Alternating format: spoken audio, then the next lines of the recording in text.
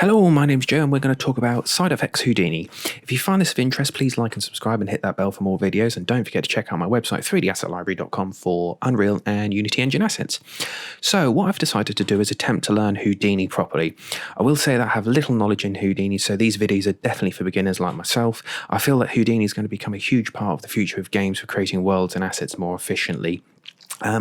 These will be videos where I pick a topic such as how to create a procedural bridge and work through my solution, explaining along the way how I did certain things and why I did certain things to help others try and get a little bit more of an understanding of Houdini and help them along their path.